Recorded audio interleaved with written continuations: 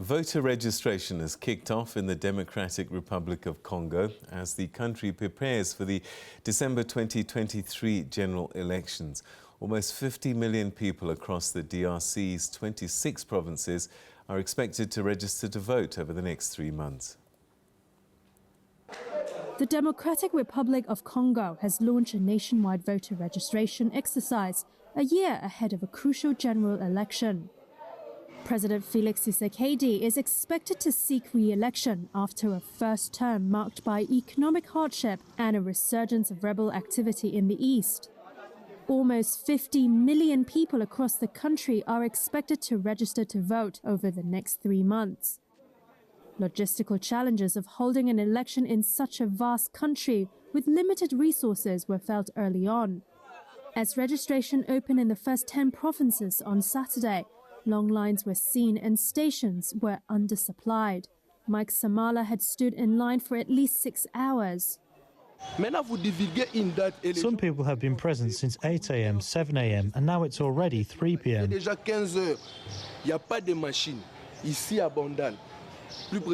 is still no machine here. We have been here since 9 a.m. and there is nothing. It's not possible.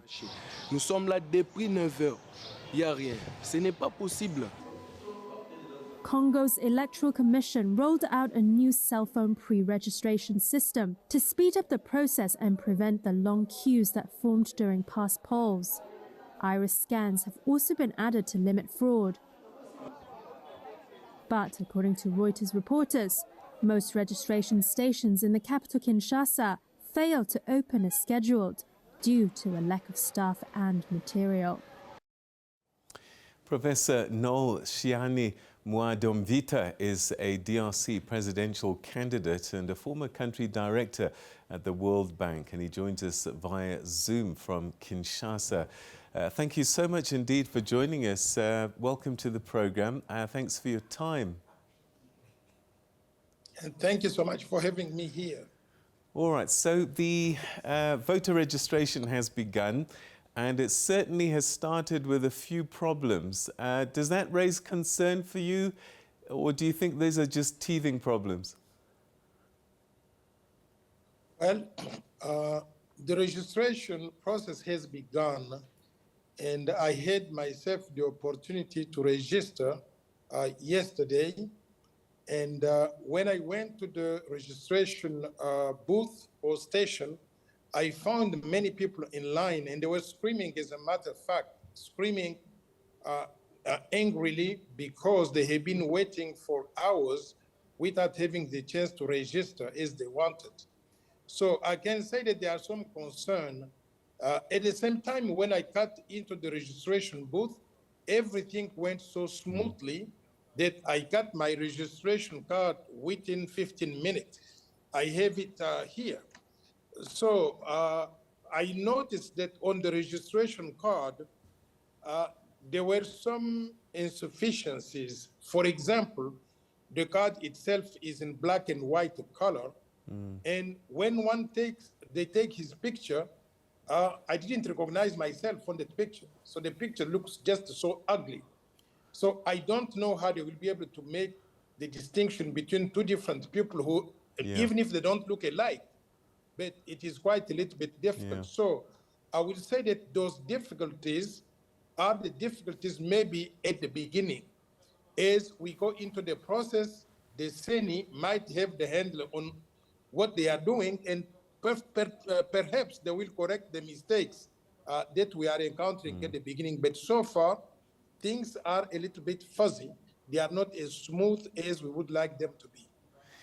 The last elections were highly contested, and some would even say that a fair result wasn't delivered.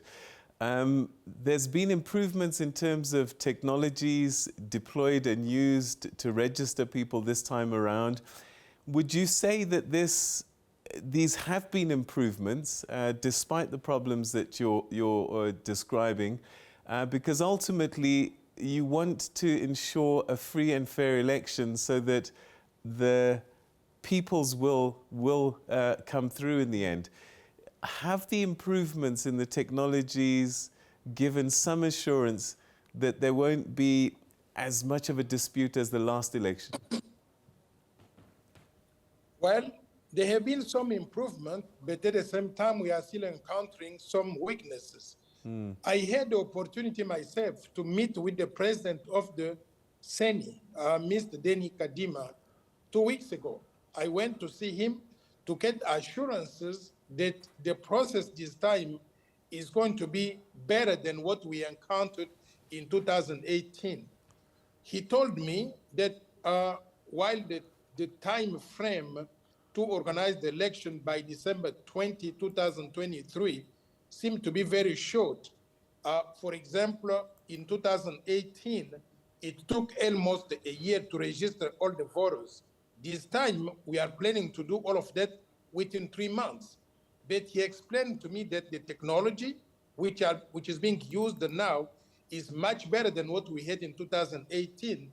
And he is confident that the process is going to lead to a much more reasonable result than what we had in 2018. As I try to protest and get from him the assurance that no, things are going to go as smoothly as we want, he told me, don't waste your time.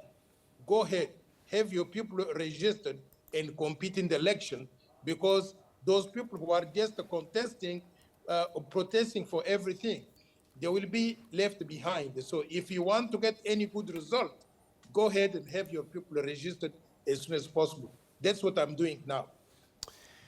Talking about people getting left behind, it's one thing to deploy new technologies and make it easier for people to register, but it's a whole different ball game, particularly in the east of your country where there are security issues. How are those people going to get a chance to vote if the security is a problem? Yeah, that is a big concern, not only for myself. It's a big concern for the people who live in the East, who must be given the opportunity to participate in the election process. It is also, it is also a concern to Seni itself. I raised that issue with President Denis Kadima. He told me there are certain things that he doesn't control, notably the issue of the security in the East. And our hope is that by the time we reach the election date, the East will recover from the insecurity that it's going through now, to be able to organize the election in a peaceful manner. But I don't know how all of that is going to play out, even during the registration period of time as we go now, because many territories, there is no way of deploying the Seni machines or specialists to go and do the registration work. So those are the areas of concern that we don't have control over. We just hope that the process for bringing peace and stability in the East, which is underway now, is going to lead to having a right result as soon as possible, so that this process is not jeopardized. Tell me about the Congolese people. Are they enthusiastic about registering to vote, or might some apathy come through given what happened in the last results and maybe some of the frustrations already experienced in the registration process now? From what I have seen, by just driving through some registration centers, I can see that there is some enthusiasm in the sense that I see long line people waiting to go and register. And people here are motivated to go and register for two reasons. Not only because they want to participate in the election process and participate in the selection of future leaders, but also the voter registration card is used as identification card, because we don't have a national identification card that everybody can use. If you go on the street and you find a policeman who want to check who you are, they are going to ask you the voter registration card. So for those reasons, many people are enthusiastic to go and get the registration card to be able to have just an identification piece. But in addition to that, they do participate in the process to be able to vote for the next candidate at the presidential level, at the legislative level, and at the local levels. Let's talk about you. Why are you running? Well, officially, I have not announced my candidacy yet. It is expected to take place possibly in the second half of January. But if I decide to run, which is most likely to be the case, I believe that Congo has had problem of governance for many years, since it got independence in 1960.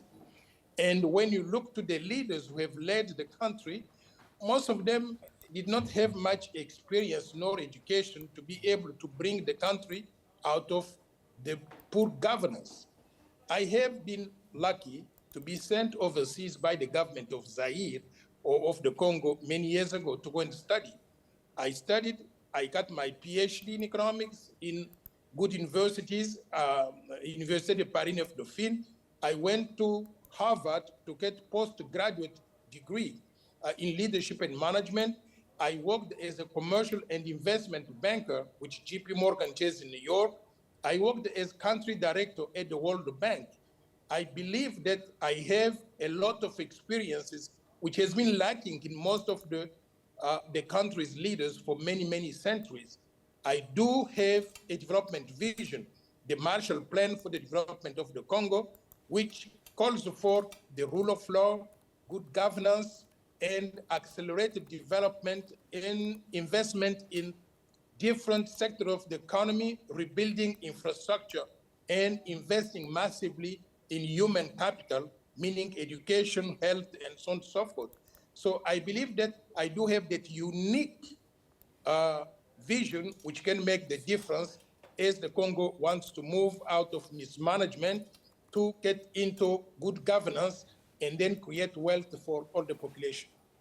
All right, well, we wish you the best of luck, and I look forward to more conversations with you as the time draws closer. But for this evening, merci beaucoup pour ton temps.